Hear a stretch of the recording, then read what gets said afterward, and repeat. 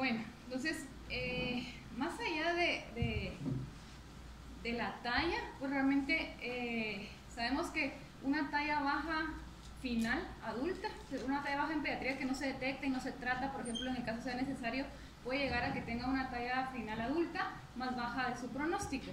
Y esto va más allá de solo se quedó chaparro, se quedó pequeño o no alcanzó su talla familiar, porque sabemos que eso tiene mucho que ver hasta en la autoestima de uno, por ejemplo. Tiene mucho que ver, impacta mucho, está comprobado de que la primera impresión que uno da, por ejemplo, al buscar un trabajo, también tiene que ver la altura, cómo también se desempeña en su ambiente social. O sea, sí hay estudios que han comprobado que tampoco significa de que todos busquemos ser altos, pues, pero al menos alcanzar la talla pronóstico para la que estamos destinados. Y hay países de Latinoamérica como el nuestro, en vías de desarrollo, que tienen un alto índice de retraso en el crecimiento. Y si nosotros vemos estaturas de hace tal vez 20, 30 años, de hecho nuestro pronóstico para ahorita debería de ser mejor o haber mejorado si tenemos en cuenta que se mejoró, por ejemplo, o se debió haber mejorado alimentación y otros factores que influyen. Sin embargo, esto ha ido al revés, ¿verdad? El pronóstico de talla cada vez es peor, teniendo en cuenta que tenemos muchas otras complicaciones, por ejemplo, en nuestro medio, como la desnutrición, que todavía hay un alto índice, pues en sí también, de hecho, la misma obesidad, porque recuerden que les había mencionado la vez pasada de que pues tenemos riesgo de que ese bebé nazca con bajo peso o prematuro si alguno de los dos papás, principalmente la mamá, tiene obesidad en el embarazo. Y todo esto lleva como una doble carga o hasta triple de malnutrición que va a llegar a que pues cada vez lastimosamente nuestro pronóstico va a ser peor en estatura, que suele ser como familiar, pero también siempre puede haber una causa genética en la cual si nosotros mejoramos ciertos aspectos del ambiente pueda ir mejorando el pronóstico. De hecho hay países europeos en los que tal vez el pronóstico de estatura ha ido mejorando con los años, a diferencia de países como el nuestro en el que ha ido empeorando. Y pues como les decía, esto tiene mucho que ver, ¿verdad? No solo es de si tengo una enfermedad o no, o se alimenta bien o no, tiene que ver desde que si el paciente pues tiene infecciones a repetición, el ambiente en el que vive, el estado socioeconómico de la familia, del lugar en específico como del pueblo o de la ciudad en la que viva, si tiene acceso pues a agua potable, hasta eso, si tiene acceso por ejemplo a las vacunas, al menos de la cartilla que debería de tener. Y pues otras alteraciones que puedan llegar a presentarse en su crecimiento, principalmente en los primeros 2 años de vida, que sabemos que es muy importante, sus primeros 1000 días, desde que pues se concibe hasta que llegamos a los 2 años, porque todo lo que pase en ese periodo principalmente va a ser muy significativo para cómo va a ir más adelante la velocidad de crecimiento de un niño. Bueno, esto es lo que les decía, estos primeros 1000 días de verdad son muy importantes, nos debemos asegurar que la alimentación sea lo más completa y adecuada para la etapa de crecimiento en la que están. Lastimosamente pasan algunas situaciones en esta etapa cada vez más frecuentes, que bueno, uno que les decía de que es todavía alto el índice y cada vez va más en aumento de las mujeres que estando en obesidad pueden tener riesgo de tener un niño con bajo peso, restricción del crecimiento intrauterino, que pueda llevar a que o una de dos, o lo recuperamos muy aceleradamente y que tal vez tengamos otro riesgo a futuro como metabólicos, de obesidad, diabetes, pubertad precoz, o que no lo recuperemos adecuadamente, ¿verdad? Y que lastimosamente después ya no vaya a poder encarrilarse en su carril de crecimiento. Tenemos un periodo como de ventana justamente de estos 2, o algunos dicen hasta 3 años, ¿verdad? Para encarrilar o recuperar ese crecimiento, pero un gran porcentaje se hace en el primer año de vida. Y si después de eso vamos viendo que se va estancando, su velocidad de crecimiento va siendo muy baja, es todavía menos de probabilidad que lleguemos a recuperar el carril en el que deberían de ir creciendo. Y muchos niños a esta edad, pues justamente en este periodo que es como tan importante, más por ejemplo en el interior, tal vez no tienen acceso a todos los grupos de nutrientes, ¿verdad? Y que les va a dejar, por ejemplo, la parte de la alimentación, que es muy importante también, ¿verdad? Para tener como los nutrientes esenciales de cada grupo de alimentos, de cada alimento esencial, pero lastimosamente también pues estos malos hábitos de alimentación, o a veces el recurso económico que no tiene un acceso a ciertos, no sé, hasta frutas, verduras que son como tan básicas y que uno creyera que todos deberían de consumirlas, no lo hacen. Y si no se crea ese hábito también, después es un poquito más difícil crearlo y todo eso va a repercutir a futuro, ¿verdad? De hecho, el último reporte de la UNICEF justamente reporta que es muy importante pues esta triple carga de malnutrición, en el cual vemos pues que no solo hay pues el retraso del crecimiento, la pobre alimentación, deficiencia de micronutrientes y pues el sobrepeso o obesidad que puede repercutir también, o sea, el de tener sobrepeso o obesidad tampoco dice que estemos bien nutridos, ¿verdad? Generalmente también es otro tipo de malnutrición que va a llevar a que pueda tener también alguna, pues, de cierto grado como de desnutrición o deficiencia nutricional el bebé, o si lo alimentamos similar a como se alimenta la mamá.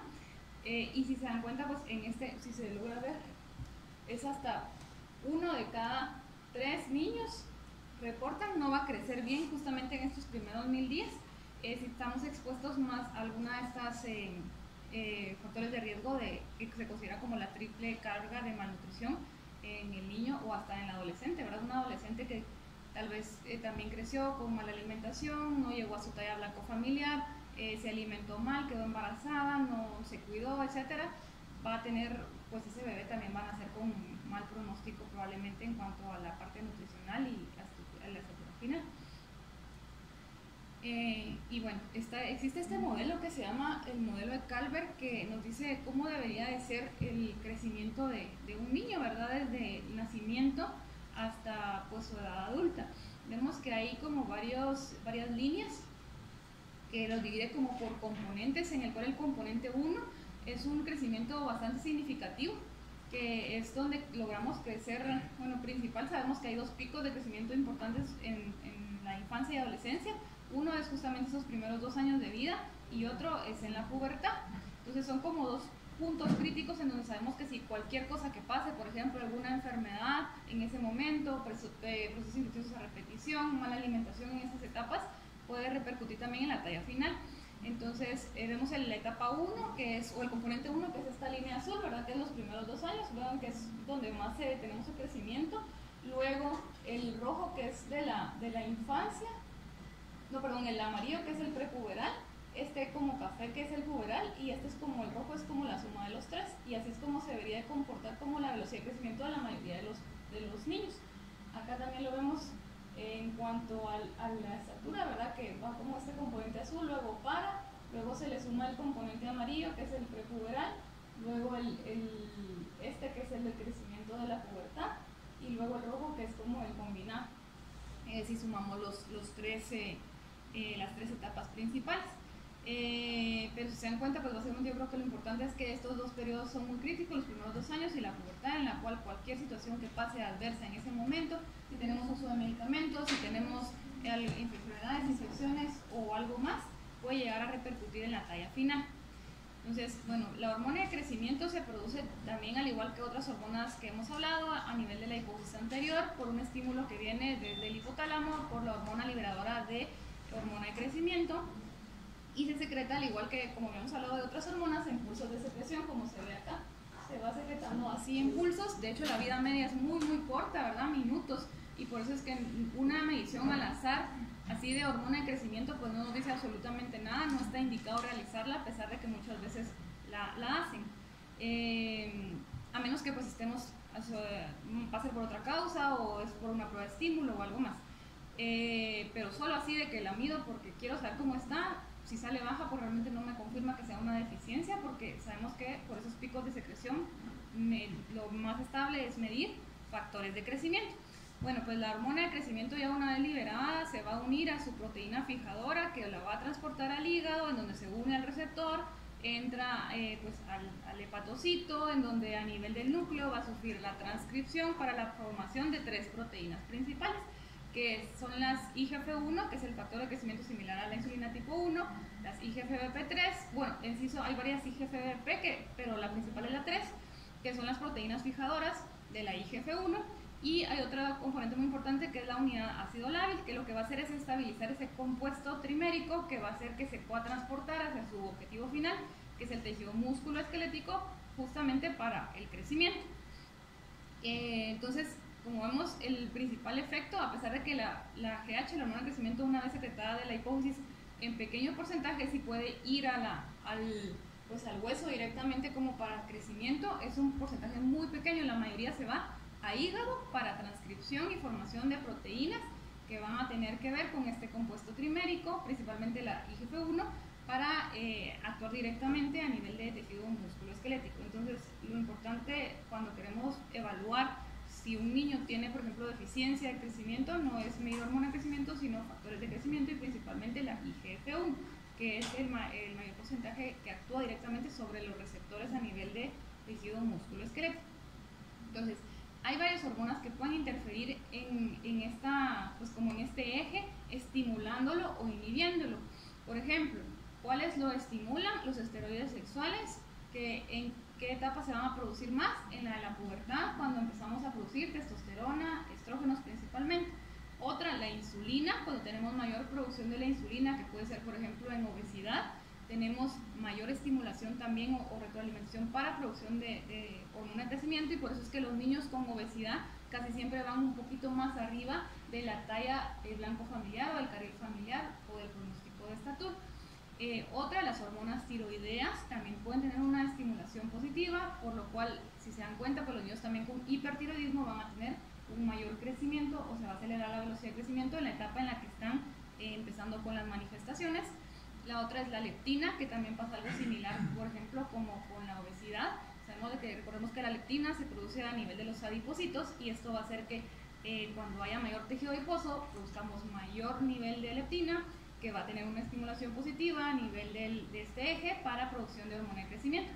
Entonces, por eso es que, por ejemplo, en ciertas situaciones, como les decía, en la pubertad, en resistencia a la insulina, en obesidad, en hipertiroidismo, vamos a tener probablemente una mayor velocidad de crecimiento de la que estamos esperando, pero que tampoco eso es bueno porque nos puede predisponer pues a otras alteraciones como el inicio de una pubertad precoz. ¿Cómo clasificamos la talla baja? Pues hay de varias formas, pero por ejemplo podemos clasificarlo en desórdenes primarios, secundarios e idiopáticos. Primarios, pues toda causa intrínseca, es decir, toda causa directa que sí tenga alguna alteración en alguno de los pasos de este eje de producción de hormona de crecimiento y factores de crecimiento, como la deficiencia de hormona de crecimiento, por ejemplo, deficiencia de IGF-1, resistencia a la acción de IGF-1, las cromosomopatías, como mencionaba hace un rato, ¿verdad? Como síndrome de Turner, de hecho síndrome de Down también, ¿verdad? Está asociado a una talla más baja, por eso tiene sus gráficas específicas, síndromes genéticos también que mencionaba hace un rato, y las secundarias, pues también que mencionaban ustedes al inicio, cualquier causa pues, de alguna enfermedad crónica, sistémica, que pueda llevar a tener una velocidad de crecimiento más lenta, procesos infecciosos a repetición, otras alteraciones endocrinas que como tal no alteran este eje de producción, pero que sí, al estar descontroladas, pueden disminuir la producción de hormona de crecimiento o la acción. La parte psicosocial también es muy importante, ¿verdad? Niños que son, por ejemplo, que son huérfanos o que son adoptados o así pueden tener un peor pronóstico de talla. Y atrógeno, que más que todo es por medicamentos, esteroides, ¿verdad? Sabemos que nos limita bastante el crecimiento. Y la idiopática, que en estas, aparte de la idiopática como tal, englobamos dos causas de talla baja que son como patrones de crecimiento que se consideran normal, pero que se engloban ahí, que es la talla baja familiar y el retardo constitucional del crecimiento y la pubertad, que de estos vamos a hablar más adelante. O también si son disarmónicos o armónicos. Disarmónicos básicamente que tengamos segmentos desproporcionados, es decir, por ejemplo, un niño con acondroplasia, con hipocondroplasia, que por ejemplo tal vez va a tener como las extremidades más cortas que el tórax o va a ser desproporcionado, ¿no? O por ejemplo, niños que tal vez tuvieron, por ejemplo, radioterapia, pueden llegar a tener tal vez mayor crecimiento dependiendo de dónde haya sido la radioterapia de ciertos segmentos que de otros, o alguna malformación asociada, como alguna displasia de cadera o algo que haya hecho que tal vez el crecimiento no haya sido de la manera más adecuada. Y los armónicos, pues todos los demás que pueden ser también de inicio prenatal y postnatal, ¿verdad? Prenatal, pues los que habíamos hablado como más intrínsecos, cromosomopatías, síndromes genéticos o alguna alteración a nivel de útero o placenta cuando el bebé está en útero, desde pues, infecciones, malnutrición o malformaciones específicas. O los de inicio postnatal, que pues son tal vez la mayoría, como la malnutrición, las infecciones gastrointestinales, enfermedades crónicas, y dentro de las endocrinas, que también hay algunas causas cuando no está pues controlado la enfermedad, digamos así. Y la privación que les mencionaba también psicosocial. Entonces, ¿qué es importante evaluar en estos pacientes? Primero, pues averiguar la estatura principal de papás, ¿verdad? Sabemos que sacando como un pronóstico de estatura de papás podemos tener hasta un 80% de cómo debería ir creciendo, en qué carril debería ir creciendo ese paciente o ese niño. Pero también es importante, por ejemplo, talla a veces de abuelos o hasta de tíos, ¿verdad? Porque en un pequeño porcentaje también, digamos que va a tener herencia no solo de primera línea, sino también de una línea mayor que va a ser pues, abuelos. Entonces siempre es importante averiguar como la estatura de familiares cercanos. Además de eso, pues si tiene antecedente de alguna enfermedad sistémica, tal vez en una etapa más temprana de la vida, que haya ya resuelto para el momento que estaba siendo evaluado, antecedente de infecciones recurrentes, principalmente en los 2 primeros años de vida, si tuvo antecedente de hipoglucemia o ictericia al nacer. ¿Esto por qué lo preguntamos o por qué lo averiguamos?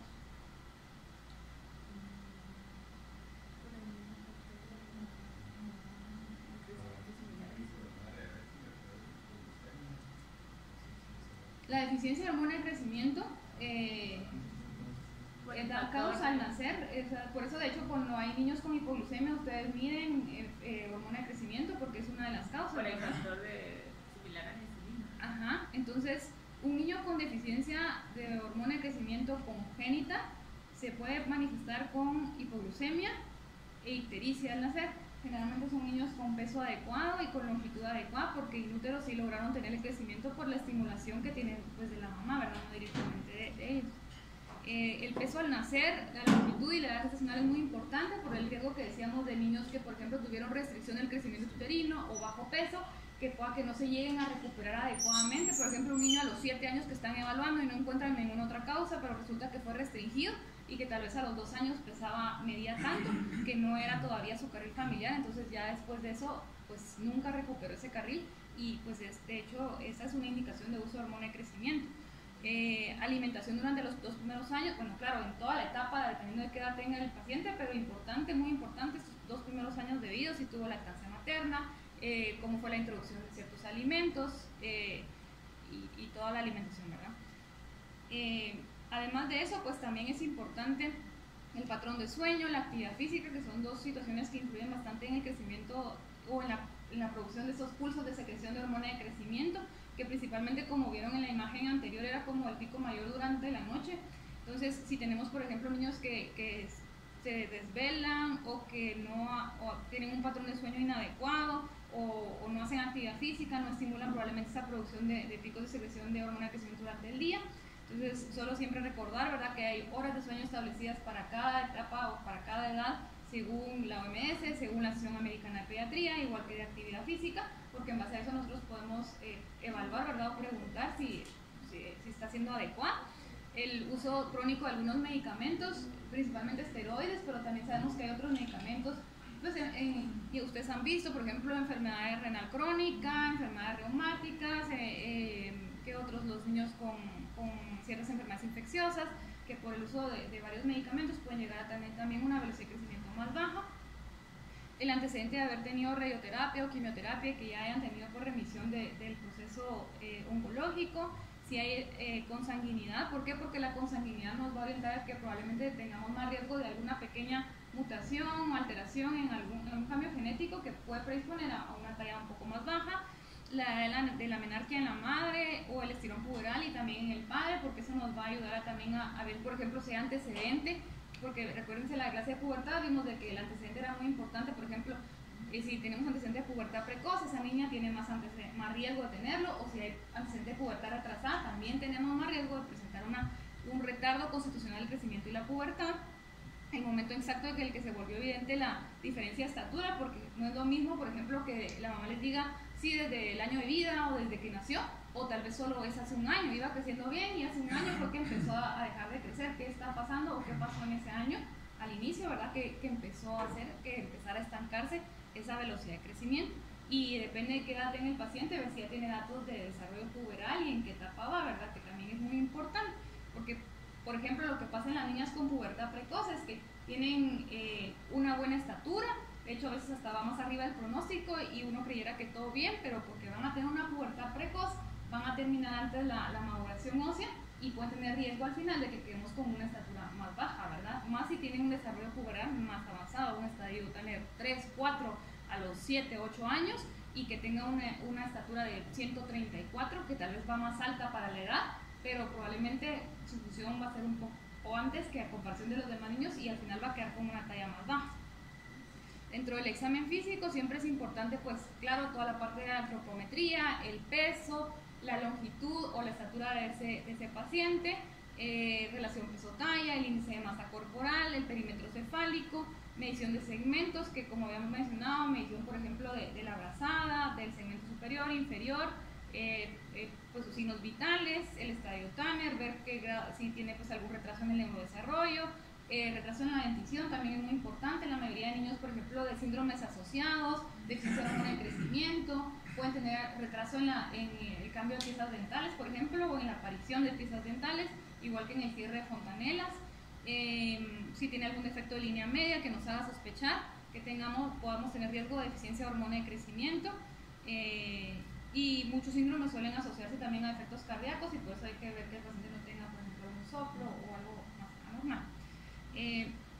Para medir es muy importante que tengamos la posición adecuada del paciente, ¿verdad? Lo ideal es que tuviéramos un talímetro similar a este, en el cual tuviéramos una base plana y tuviéramos también una base como plana arriba, ¿verdad? Para poder hacer una medición como más exacta y tener en cuenta que siempre tenemos que tener una posición adecuada de la cabeza para hacerlo de la mejor manera, que es justamente como se ven estas imágenes, que lo que se busca es trazar como un plano horizontal imaginario que se llama la línea de Frankfurt, que es esta línea que va como que pasa por debajo de la base de la órbita, pasa por el trago de la oreja y es como así perpendicular, para que nuestra vista quede como perpendicular a la oreja sin tener que tener como la mirada o la cabeza hacia abajo o hacia arriba o rotada hacia algún otro lado. Se dan cuenta, tanto tobillos como las rodillas, la parte del trasero y la espalda bien pegadas a la superficie, ¿verdad? Porque pues muchas veces aquí, más en niños que se estaban enviando por talla baja, es muy importante la medición, porque es como ustedes van a 1 centímetro de diferencia, les puede hacer la diferencia entre si entra o no en el carril familiar o si entra o no en definición de talla baja. Entonces, esto es como muy importante y cuando son niños pequeños siempre recordar que también tenemos que hacerlo pues acostados, ¿verdad? También con 2 personas idealmente se recomienda, alguien que sostenga la cabeza, alguien que sostenga los pies para hacer la medición un poco más exacta. ¿A partir de qué edad los medimos parados? Sí, de 2 años, ¿verdad? Pero todavía hay niños que en esa edad como que también cuesta un poquito porque no colaboran tanto, entonces pues hay de 2 a 3 años, como ustedes lo vean, podrían hacer la comparación, de hecho medir longitud y medir estatura para ver qué tanta es la diferencia. Y acá, si se dan cuenta, también tenemos como ese plano de Frankfurt, que también es importante verlo, ¿verdad? Con la oreja y el ojo. ¿Cómo sacamos la talla blanco familiar? Es una fórmula pues ya establecida en la cual en niñas y en niños es similar, solo que a diferencia de niñas, en niños se le suma 6.5 y en niñas se le resta 6.5. Pero es un promedio en el cual sumamos talla mamá, talla de papá dividido 2 y a la niña le restamos y a los niños le sumamos. Y esto pasa muy frecuente en la consulta porque los miden mal, o sea, los miden rápido y los miden mal y entonces después un niño 3 meses después mide 1 centímetro menos a los que medía hace 3 meses. Entonces, solo tengan cuidado cuando los miden. Porque todo eso que ven acá es muy frecuente. Se les separan los niños y no ponen la posición adecuada. Y bueno, y los segmentos, sabemos de que también dependiendo de la etapa en la que esté el niño de crecimiento, tenemos al inicio un segmento superior más alto, que después se va volviendo como una relación 1 a 1 hasta que llegamos a la adolescencia. Entonces, ¿cómo podemos medir los segmentos? Bueno, la brazada se mide del punto del índice, del dedo medio al dedo medio, ¿verdad? En una posición como se ve en la imagen, así como pegada a una superficie, como una pared, por detrás, ¿verdad? Como una cinta. Y se puede medir el segmento superior también como en donde medimos la estatura, solo que sentado el niño, midiendo como de esta parte que está sentado hasta la parte de arriba, o segmento inferior lo podemos medir también como un niño pegado a la pared, en la cual medimos la longitud que va desde de la base de la pubis hasta el piso, ¿no? Entonces, así podemos medir y hacer la diferenciación de los segmentos. Esta es una imagen de cómo medir segmento superior, o también así si son niños pequeños, ¿verdad? Igual en el segmento, solo que levantamos los pies y hasta donde llegue, idealmente sin pañal, ¿verdad? Para que no haya esa diferencia de unos milímetros o centímetros del pañal. ¿Qué es lo normal? Va dependiendo de la edad.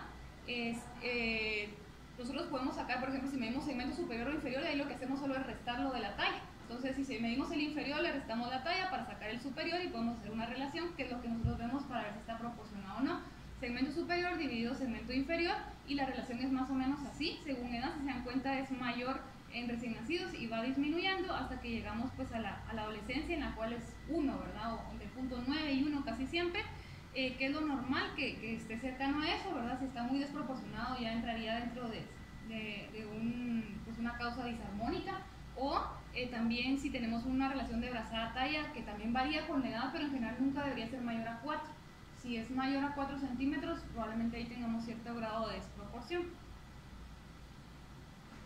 Y pues siempre ver, ¿verdad?, que no tengan algunas otras alteraciones asociadas al examen físico, porque los síndromes que se asocian a deficiencia de hormona de crecimiento y la deficiencia de hormona de crecimiento como tal, casi siempre va asociada a otras alteraciones, por ejemplo, de línea media, ver que no tenga labio, paladar hendido, paladar ojival, alto, alguna ranura en paladar, que no tenga sindactilia, clinodactilia, cubitus valgus, y pues también en la cara, ¿verdad? Físulas palpebrales o horizontales, lateralizadas, la posición de las orejas, la nariz, el filtrum, los labios. O sea, hay que evaluarlo de verdad todo, porque todo eso les va orientando, por ejemplo, a síndromes genéticos que están asociados a deficiencia de hormona de crecimiento, y que unos de estos tienen pues indicación, ¿verdad?, del uso de la hormona. Esto es muy frecuente en muchas de las alteraciones, ¿verdad? La clinodactilia o acortamiento de cuarto o quinto dedo. También hay otra alteración que es la deformidad de Madelung, que es muy frecuente en ciertos grados de deficiencia de hormona de crecimiento por alteración en un gen específico, que es el gen SHOX, y que se puede ver como una deformación, ¿verdad?, del radio y del cúbito, que se ve así como en imagen, y que más marcada sea la deformidad, más va a ser como marcado probablemente la deficiencia de la hormona, y va ya creando ciertos síndromes que están asociados a talla baja. Entonces, ¿cómo definimos talla baja? Como una talla baja una talla que esté menor a menos 2 desviaciones de estándar por debajo de la media para la población, una talla menor a percentil 3, talla que quede 5 centímetros o más por debajo del carril de talla blanco familiar, o una velocidad de crecimiento menor a percentil a 25, sostenida idealmente por al menos un año, ¿verdad? No solo en una única medición. Todo esto recordemos que es según edad y sexo, y que hay países que, claro, tienen sus gráficas poblacionales estandarizadas. Nosotros no tenemos, entonces pues utilizamos OMS o CDC, cualquiera de las dos podemos utilizar, siempre y cuando basándonos en que tenemos que idealmente cumplir pues todos los parámetros, ¿verdad? Casi siempre una talla que esté menos 2 desviaciones estándar va a estar menor también en la percentila 3, y de ahí solo sería como evaluar el carril familiar para ver si también queda por debajo de lo esperado, y podemos ir vigilando velocidad de crecimiento y pedir pues los demás exámenes complementarios. Entonces, en esta curva de Gauss podemos ver que casi siempre lo que equivale, como les decía, a menos 2 desviaciones estándar es alrededor de la percentila 3. Entonces, independientemente si usamos desviaciones o percentilas, en ambas pues probablemente estén por debajo de lo que estamos esperando. Por ejemplo, estas son gráficas de crecimiento de la CDC, en las cuales vemos peso y estatura de niño y niño. Si nosotros recordamos que la fórmula de talla blanco familiar es talla de mamá más talla de papá dividido 2, y le sumamos 6.5 cuando es varón y restamos 6.5 cuando es niña, entonces es decir que de un padre y una madre que midan estas estaturas, probablemente el pronóstico de estatura va a ser mayor en el varón que en la niña, ¿verdad? Y por eso de hecho nosotros vemos de que casi siempre en hermanos, por ejemplo, las niñas tienen una estatura más baja, a pesar de que tengan una estatura familiar en mamá y papá mayor. Pero entonces, si sacamos esto, nos da una talla blanco familiar de 180 en este niño, digamos, y si fuera niña nos daría una talla blanco familiar de 167, si se dan cuenta es menor. ¿Y qué es lo normal? Lo que esperamos es que sea una diferencia, como les digo, alrededor de que no sea más de 4 centímetros, porque si nosotros ya caemos en 5 centímetros de diferencia hacia arriba o hacia abajo, ya podría ser un dato de alarma, y si es mayor todavía más. Entonces, en un punto como imaginario, ¿verdad?, entre esto y esto debería de ir creciendo ese niño si creo que es solo a los 7 años. Igual en la niña, ¿verdad? La cosa es que al final sea similar al carril en el que nos quedó la talla blanca familiar, trazando esa como línea imaginaria. Y bueno, entonces no más de 4 centímetros arriba o hacia abajo, ¿verdad? Y de ahí también están estas gráficas de velocidad de crecimiento, en la cual nosotros podemos evaluar la velocidad de crecimiento según pues también ciertas fórmulas para poder ver que los centímetros que nos va creciendo un niño por año sean los esperados según edad. Entonces, hay dos formas de hacerlo. Una, la más simple, es la talla actual menos una talla previa, dividido el número de meses en el que fue esa diferencia de estatura por 12 para sacar un pronóstico de un año. Pero idealmente la medición mínima debería ser de 4 a 6 meses. Es decir, si ahorita me mide 150 y hace 6 meses me medía 147, es decir, 150 menos 147 son 3, dividido 6, que son los números de meses, .5 por 12 me da 6. Entonces, por ejemplo, si fuera un niño de 6 años, varón, así se dan cuenta ya los 6 años, 6 años, el 6 me queda acá, que quedaría una velocidad de crecimiento en una percentila 50. Entonces, para poder ver si nos queda dentro de lo normal, que es lo anormal, vimos que si nos queda menor a la percentila 25, pero la medición sí tendría que ser mayor a este lapso, idealmente, o volver a hacer una segunda medición en la cual un lapso estimado de un año si me quede menor a la percentila 25. Cuando son deficiencias de crecimiento así severas, que siempre queda una velocidad de crecimiento menor a percentila 3, y pues ahí no necesitamos de hecho completar el año, ¿verdad? Con probablemente una medición más corta. Si me queda muy por debajo y tiene otros criterios, pues no nos esperamos. Y hay otra que es un poco más larga, en la cual tenemos una tabla ya estandarizada, en la cual cada día del mes y cada mes tiene una cifra en específico. Entonces, por ejemplo, un niño que nació el 3 de mayo, un niño que nació el 3 de mayo del 2015 y que ahorita lo estamos evaluando, por ejemplo, en la fecha 1 de febrero del 2020 y mide 101 a la edad de 4 años 9 meses. Y la talla previa que teníamos era el 15 de junio, que medía 98 centímetros. Es decir que si la fórmula sería talla actual menos talla previa, 101 menos 98, y acá abajo la fecha actual menos la fecha previa. La fecha actual es 1 de febrero, entonces nos vamos aquí el 1, que estos son los días, estos son los meses, 1 de febrero, y ponemos adelante el año 2020.085, el decimal que le corresponda, y la fecha previa que es, bueno, lo hice al revés, creo yo. Y 15 de junio del 2019 nos venimos acá, 15 de junio, 452, 2019, 452. Si hacemos esa fórmula, pues nos da una velocidad de crecimiento un poco más exacta, ¿verdad?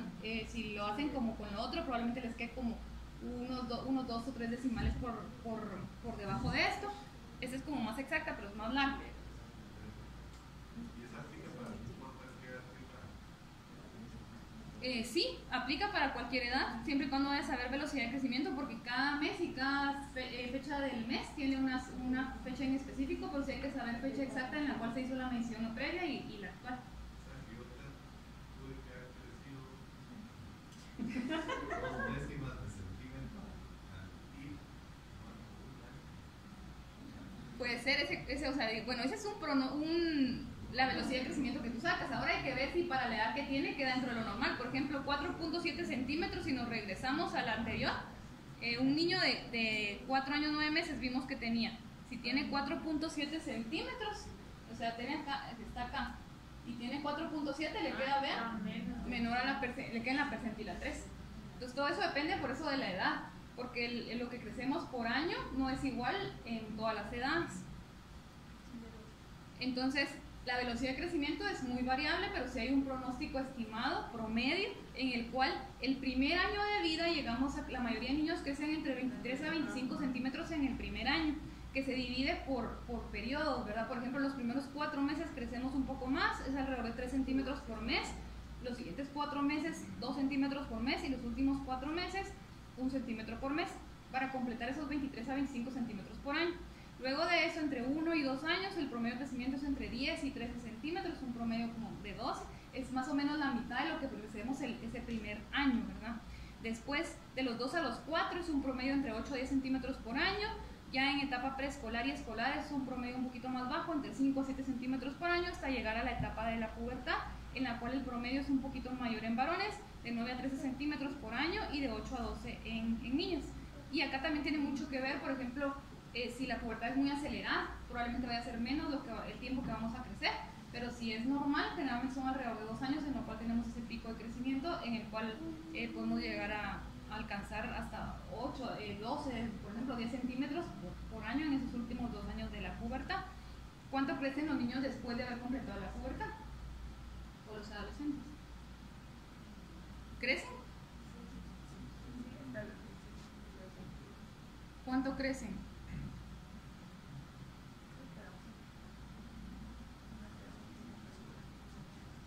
Después de que se completa la pubertad, ¿cómo sabemos que se completó la pubertad?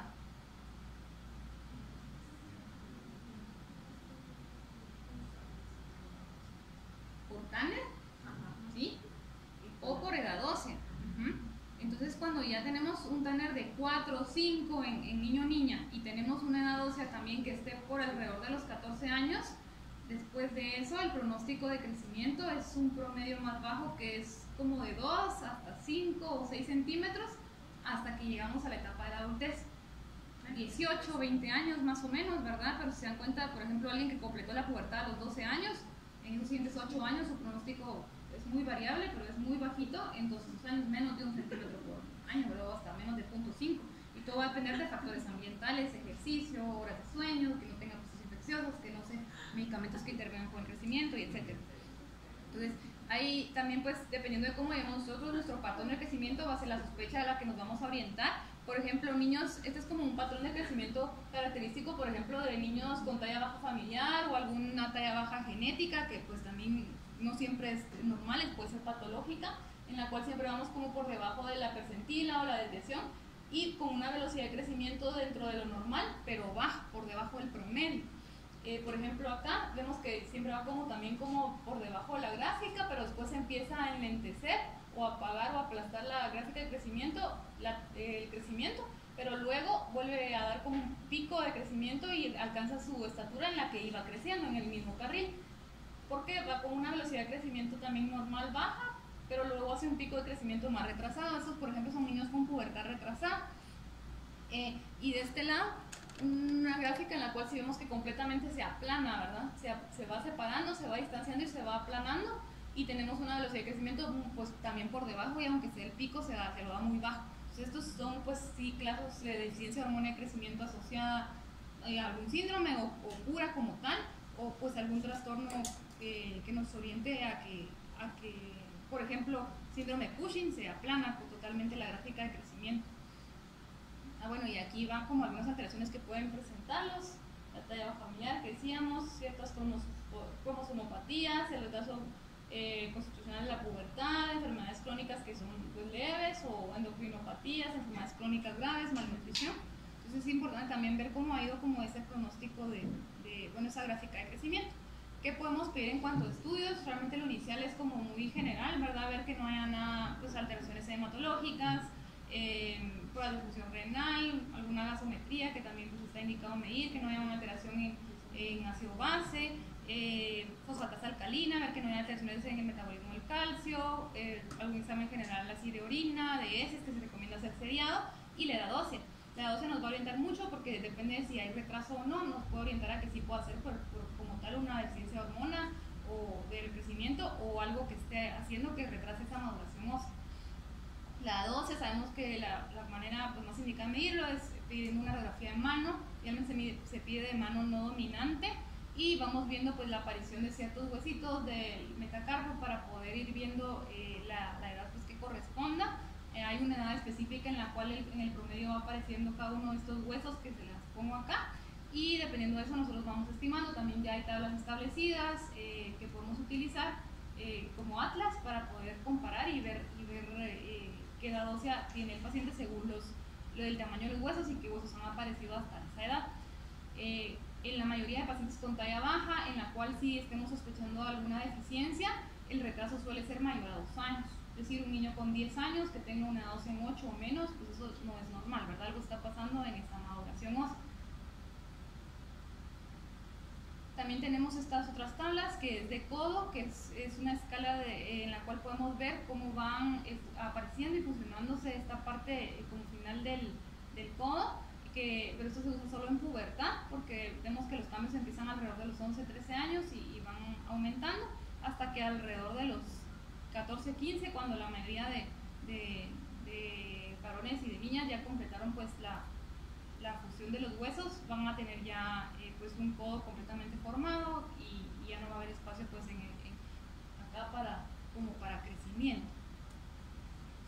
Y de ahí pues también siempre si tenemos alguna sospecha en específico clínica, pedir pues pruebas tiroideas, o si ya todo lo de primera línea está normal, pero sigue baja la talla, baja la velocidad de crecimiento, pues hacemos otros estudios como pruebas tiroideas, los niveles de IGF-1, IGF-3, vitamina D, otras, pues calcio, fósforo, todo lo que tenga que ver con metabolismo del calcio, pruebas hepáticas, cariotipo, ¿verdad? También es otra prueba que podemos pedir, hacer una prueba de estimulación con hormona de crecimiento,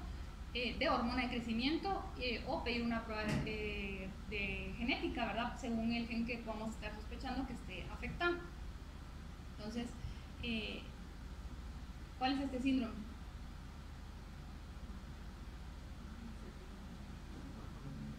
¿Cuál? Cuello corto, alado, el filtrum casi siempre es como más alargado, el labio...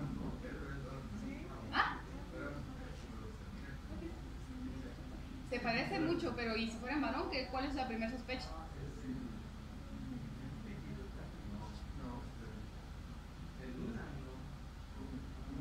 Tienen, si se dan cuenta, aquí se le ve el pectum excavatum y todo. Eso es un niño con síndrome de Noonan.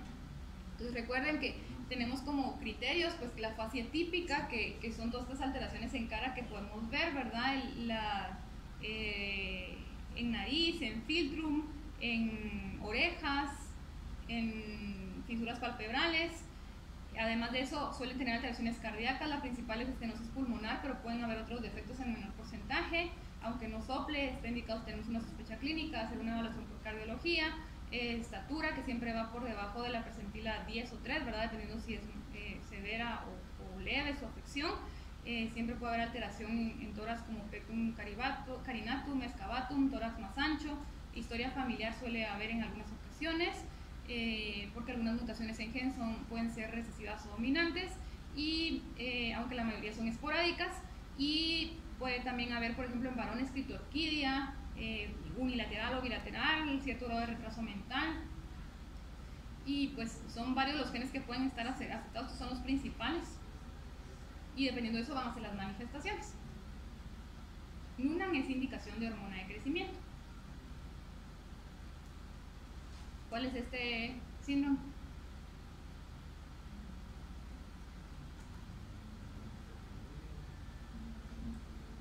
Filtrum plano, labio superior delgado, pliegues epicantos, dolicocefalia, puede haber pies y manos pequeñas, ojos almendrados, talla baja, más adelante puede haber hipogonadismo. En ciertas etapas de la vida puede empezar con un mayor crecimiento de peso por hiperfagia.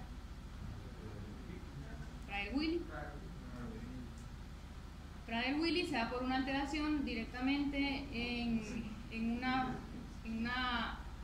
un segmento de un cromosoma en el cual tenemos la principal alteración es una lesión que nos falta, por ejemplo, ese segmento, pero puede haber también en cierto porcentaje una disomía uniparental o un efecto de impronta en el cual puede haber como dos copias maternas en una misma posición de ese cromosoma, y que hace que se den todas las manifestaciones. ¿Y cuál sería lo opuesto de si, por ejemplo, la lesión en vez del padre fuera de la madre? Ajá, exacto. La misma alteración, solo que ahí se duplica ese segmento cromosómico del padre y no de la madre. Entonces son niños que se ven así cuando se detectan tardíamente, porque son niños que nacen con peso y talla generalmente adecuada, pero que después van aumentando después del año casi siempre significativamente el peso, porque tienen como cierto grado de hiperfagia, tienen retraso en el desarrollo, que hace que, por ejemplo, a cierta edad no vayan retraso en el hito, que no se sientan, que no caminan y demás. Mientras más temprano sea el diagnóstico, mejor es el pronóstico. Esos niños también son indicación absoluta a hormona de crecimiento. ¿Cuál es este síndrome? Turner, ¿verdad? Si se dan cuenta, también cuello como más corto, al lado, vean la cara, es muy característica, también los ojos con fisuras palpebrales, las orejas de implantación baja. Podemos tener como también muchas alteraciones cromosómicas. El principal es el 45X, la monosomía pura, pero pueden haber varios mosaicismos en el cual tenemos muchos otros tipos de cariotipos. Dependiendo de qué cariotipo tengamos, van a ser las manifestaciones que van a tener estas niñas, que son muy variables, pero en general el 100% de las niñas van a tener talla baja, y por eso también es una indicación absoluta de uso de hormona de crecimiento. De ahí pues puede haber pues otras como hipotiroidismo, cardiopatías, palar ojival, alteraciones ortopédicas, ¿qué más? También pueden tener afecciones más adelante con la reproducción, intolerancia a los carbohidratos. Entonces pues ellas también necesitan ser evaluadas por muchos especialistas, ¿verdad? ¿Cuál es este síndrome?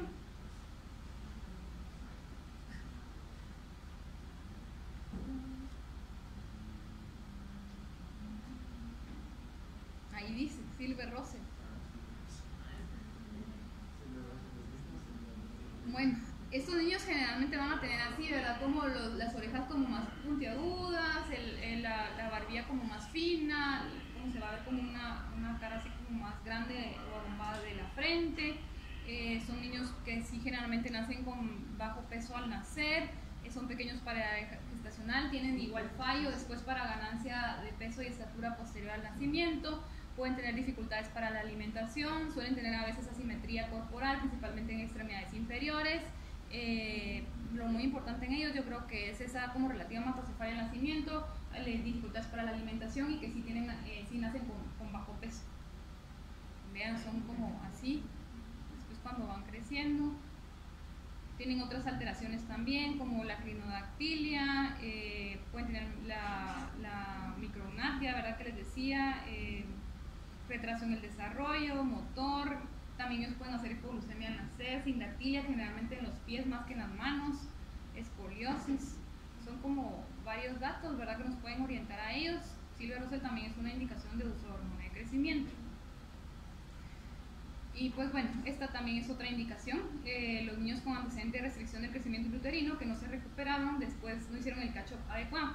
Entonces, recordemos que como les decía, hasta alrededor del 80-90% de estos niños con peso bajo al nacer o restricción del crecimiento intrauterino van a lograr hacer una recuperación de crecimiento adecuada el primer año, pero un pequeño porcentaje no lo va a hacer, y un pequeño porcentaje de eso no va a lograr hacerlo después de los 2 a 3 años, y posterior a eso es muy raro que vayan a recuperar ese crecimiento que ya no recuperaron, y por eso es una indicación de hormona de crecimiento si no se dio esa recuperación adecuada.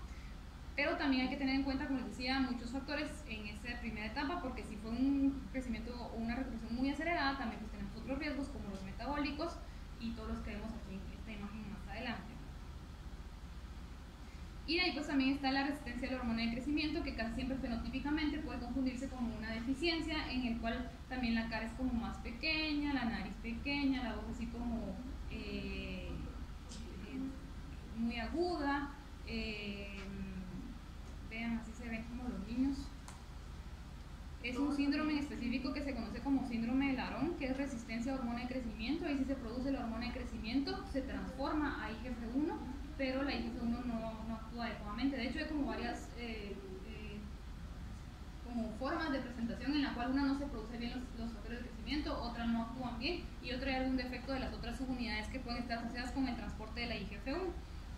Entonces ahí también tenemos generalmente peso y longitud normal al nacer, pero de ahí hay fallo en el crecimiento desde el primer año generalmente, un retraso marcado de la pubertad, de la dentición, retraso en el desarrollo a veces. Hay niños que dependiendo si es depende de qué afección directamente genética tengan, suelen tener escleras azules. También pueden presentar hipoglucemia al nacimiento, porque pues sí producen hormona de crecimiento, pero no está actuando bien porque no se transforma adecuadamente. Más riesgo de obesidad por esa misma talla baja, más que todo abdominal, osteopenia, osteoporosis o resistencia a la insulina más adelante. Estos niños pues no son candidatos a hormona de crecimiento, ¿verdad? Porque sí producen hormona de crecimiento. Aquí lo que se usa o se debería de usar es una IGF-1 recombinante que no existe en el país. Hay tablas específicas para cada síndrome: síndrome Noonan, síndrome Turner, síndrome de Silver-Russell, síndrome Down, todos los síndromes, la mayoría tienen sus tablas. Entonces siempre que grafiquen a alguien, idealmente debería ser en su tabla en específico, y hay de niños y de niñas. Ahora la talla baja idiopática. Aquí, como les decía, englobamos dos principales que son patrones de crecimiento normales, que es talla baja familiar y retraso constitucional de crecimiento y la pubertad. ¿Cómo podemos sospechar un retraso constitucional de crecimiento y la pubertad? ¿Qué características tienen estos niños?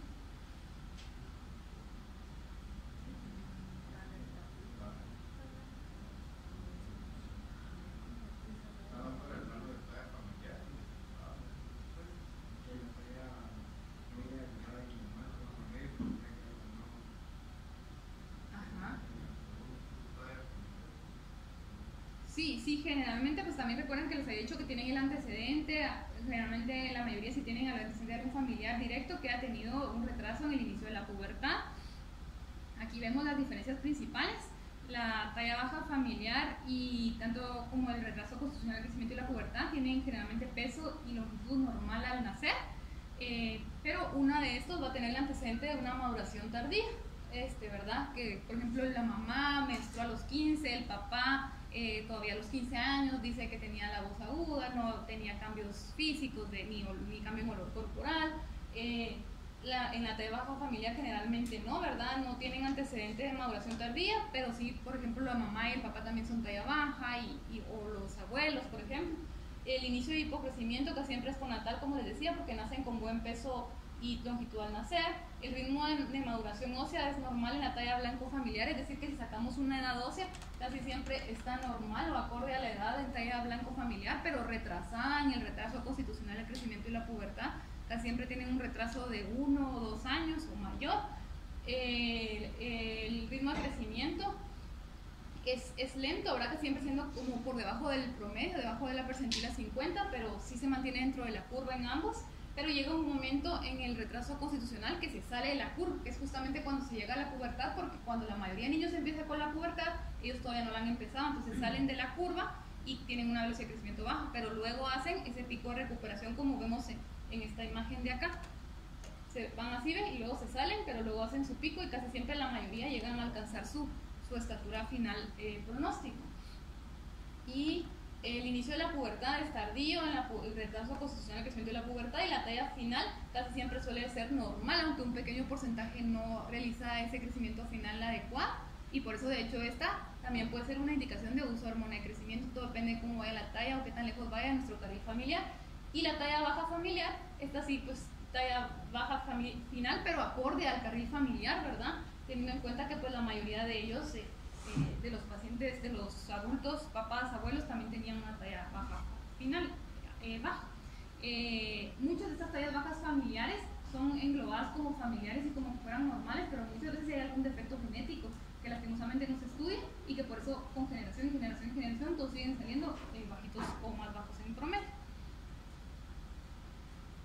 Entonces básicamente aquí, ¿cómo los diferenciamos? Lo importante yo creo que es que son de exclusión, ¿verdad? No es lo primero que van a sospechar, a menos que tengan pues el antecedente familiar de que el retraso de pubertad fue en ambos padres o en alguno de ellos. Tenemos una edad retrasada y una velocidad de crecimiento lenta, pero en alguien que no ha empezado pubertad, una edad que ya debió haber empezado. Y la talla baja familiar pues como tal sí es de exclusión, tenemos que descartar todo lo demás. Enfermedades endocrinas asociadas a talla baja, todas estas dan pubertad precoz, como les decía, porque terminan una maduración ósea antes de tiempo. El hipotiroidismo que no está bien controlado, ¿verdad? Porque sabemos que la hormona tiroidea también tiene un impacto en la secreción de la hormona de crecimiento. Diabetes mellitus mal controlada también puede llegar a enlentecer velocidad de crecimiento. Hiperplasia adrenal congénita mal controlada. Síndrome de Cushing, diabetes insípida también no tratada o que retrasa su diagnóstico. El hipopituitarismo, que tampoco es tratado, y raquitismos. De estos, ¿cuáles son indicación de uso de hormona de crecimiento?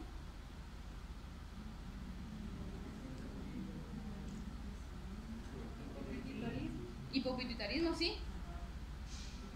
Y pubertad precoz. Esas dos básicamente, ¿verdad? Las demás realmente no son indicación de uso, sino sería como controlar la enfermedad sistémica o tratarla, y eso tendría que ir mejorando poco a poco nuestra velocidad de crecimiento. algo importante es que, por ejemplo, en los niños con Cushing es importante que se va estancando la talla y a pesar del peso. Por ejemplo, un niño con obesidad que tiene talla baja, algo, o sea, no es normal. Los niños con obesidad generalmente tienen talla normal o hasta talla más alta del carril familiar. Si su talla es baja, algo está pasando. La principal sería sospecha de síndrome de Cushing, y si no sería una obesidad ya monogénica en la cual hay que indagar más allá. Estas son las indicaciones de hormona de crecimiento. Pues la primera fue la deficiencia como tal de hormona de crecimiento, de ahí pues también está indicada en enfermedad renal crónica pretrasplante, en síndrome de Turner, en adultos con deficiencia de hormona de crecimiento, en síndrome de desgaste en VIH, en acondroplasia, pero no está aprobado por la FDA, solo en Japón lo usan. El síndrome de Prader-Willi todavía es controversial en acondroplasia. Niños con restricción del crecimiento uterino o bajo peso al nacer, que engloba ahí el síndrome de Silver-Russell, síndrome de intestino corto, ¿qué más? La insuficiencia del gen SHOX, que es un gen que está asociado con deficiencia de hormona de crecimiento, y el síndrome de Null. Fuera de estas son las absolutas, claro, y de ahí pues claro están las tallas bajas idiopáticas que aquí están, aquí también está, que es donde englobamos el retraso constitucional, crecimiento y desarrollo. Y la pubertad precoz, como tal, no es una indicación absoluta, pero depende del pronóstico de talla. Cuando nosotros hacemos el diagnóstico, podemos dar tratamiento con hormona de crecimiento para mejorar ese pronóstico de estatura. Y bueno, pues siempre lo principal, casi siempre, es enfermedades sistémicas, que es lo primero que tenemos que diagnosticar o tratar o revertir para poder ver nuevamente la velocidad de crecimiento. Y en todos los demás casos, siempre que ustedes tengan como esa agudeza de detectarlos tempranamente y derivarlos es lo más importante, porque por ejemplo las niñas con síndrome de Turner llegan muy tarde, llegan así en pubertad, cuando deberían llegar, vean la cara, o sea, es característica, no puedo creer que se les pase, y se les pasa. Entonces, si llegan más temprano a la consulta, deberían de empezar tratamiento temprano y tendrían un mejor pronóstico final. Igual que por ejemplo los Prader-Willi, porque si no eso llega a que más tarde tengamos complicaciones, la hiperfagia empieza a aparecer de muy temprano, la obesidad y demás. La hormona de crecimiento hasta les mejora composición corporal, entonces hace que no tengan tanto riesgo como los niños que se inicia tardíamente la hormona de esa obesidad o enfermedades metabólicas. ¿Alguna duda que tengan? ¿Y a los que no se les da hormona de crecimiento, todo? A los que no. Ajá. ¿Qué? O sea, ¿cómo se maneja la talla baja? O sea, al final... Sí, es que mira, pues es que depende mucho de lo que tengamos, ¿verdad? Porque por ejemplo enfermedades sistémicas, casi la mayoría no van a ser indicación de uso. Pero por ejemplo... así, pues. Sí. ¿Por qué no? Sería ir controlando la enfermedad sistémica o mejorar algunos otros hábitos que influyen en la acción de ese eje de factores de crecimiento. Pero, por ejemplo, si tú abordas a un niño y todo lo demás está descartado y aún sigue teniendo una talla baja, que no entra como definición de talla baja de deficiencia, pero sí en ese como limbo que ni es normal ni es deficiencia y no encuentras nada más, probablemente sea alguna alteración genética, alguna pequeña mutación, algún pequeño polimorfismo que está causando que no esté creciendo adecuadamente, y sí puedes dar igual hormona de crecimiento. ¿Y si le doy la hormona de crecimiento y no mejora? Bueno, pues también puede pasar. Ahí tal vez no sea deficiencia o no sea alteración en la producción, sino en la acción, que vimos de que suele pasar. En la resistencia a hormona de crecimiento, claro, lo que les mostré que es el síndrome de Laron es como lo más, como que el espectro final, pero hay otros espectros anteriores en la cual sí podemos producir y sí actúa en cierto porcentaje, pero por ejemplo mutaciones en el receptor directamente en tejido musculoesquelético, en el cual no va a actuar directamente, y sí se produce. Entonces, y de hecho sí pasa, a veces niños que se tratan y después de 1 o 2 años no vemos mejoría, entonces sería de replantearse como el diagnóstico y hablar con los papás, ¿verdad? Y decirles pues realmente cuál es el costo-beneficio que estamos teniendo utilizando la hormona si no está teniendo respuesta. Pero ¿cuánto tendremos que esperar para ver una respuesta adecuada? 1 año como mínimo.